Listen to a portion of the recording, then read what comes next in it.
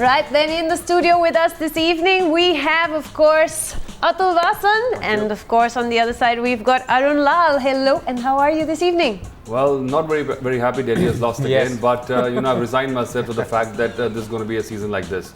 We thought as much when the auction took place. I knew they were a bit light, and they've showed why.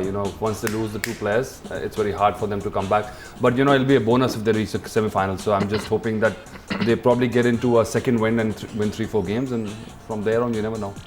Yep. Arun, again, you had a lot of confidence after Delhi's win last time. We thought it will be one of the dark horses who will, the underdogs who will sail through, come good. You still have that belief, or do you feel that they are a batsman short in that mix?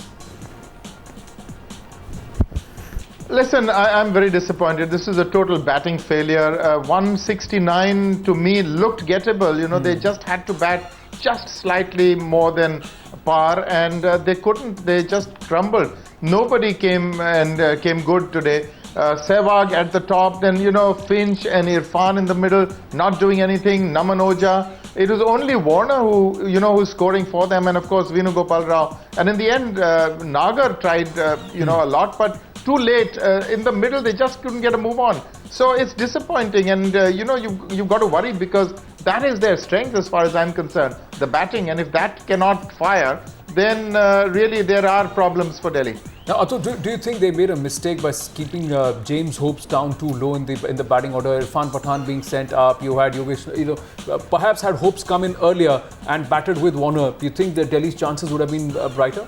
Not really. I think what they're trying to do is give Pathan the confidence as a batsman, because they have seen he's a lost cause as a bowler. I don't see him as a frontline bowler anymore. He's just a part-time bowler. So I think the only way they can get value out of Irfan Pathan is if he start batting up and start performing, that way. And James Hope has always batted lower down for Australia also, and that's where he's performed. So just putting added responsibility, he's not that good a player technically, and he's not that good a performer. If you promote him, he might win you a game or two, but on a regular basis, that's his place. And I think they probably did it all right, but they're shallow.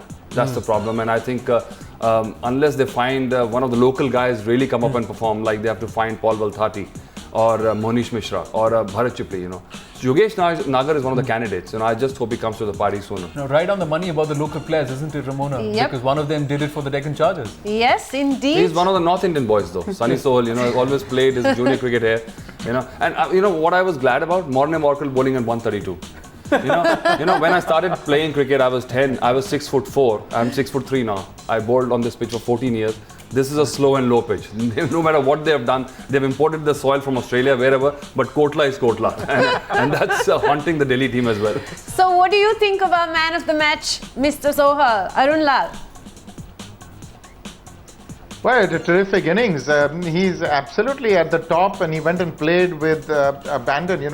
He played uninhibited cricket, and that's why they're there, because Sangakkara and Sohal, both of them performed very well. And at one stage, Ramona, it looked like reaching 190. But Delhi, thanks to some overs by Hopes and Morkel, pulled it back. And that's when I thought that, 169 was gettable.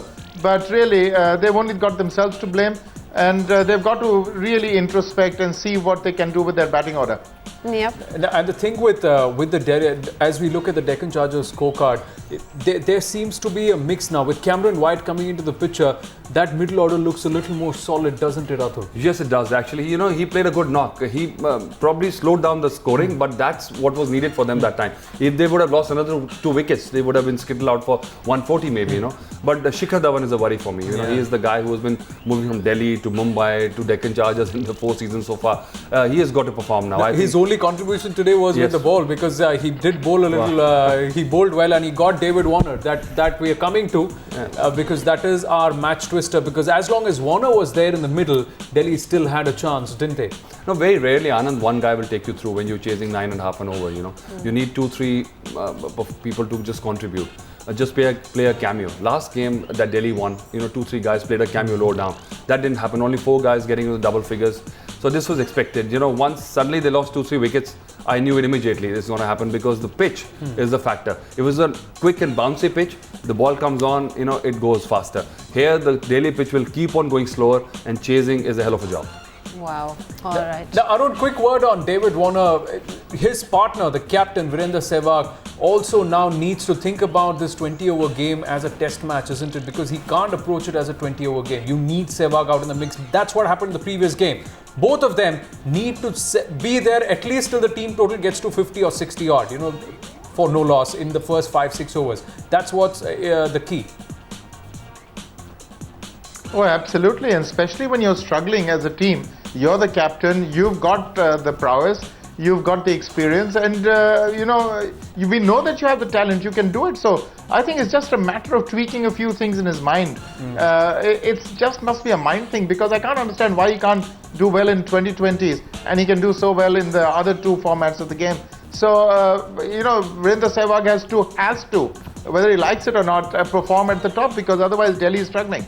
But somewhere in the mind of the captain, it happened in the first post-match comment that he made. He looks like he's not very happy with the team that he's got. Is there any... but you can't sulk about that, Anand. You got to live with it. And if you're a top-class player and you aspire to be a captain, you got to take them along. You got to take the challenge and take it. And that's what a man's character is. I think he is not bothered. These players who are on the cusp, who are thinking that Test cricket is the main thing, which is, and one-day cricket, they're just treating franchise as probably slightly lower than that level. But young players who know that this is the future, they approach it in a different way. So I think you can't tell Sehwag anything. He has to himself realize that when you're playing for a franchise, you're a pro. I remember playing in England. And a lot of time, if you don't perform, the guy used to say, when you're sitting in the bar, earn your money, pro. Right.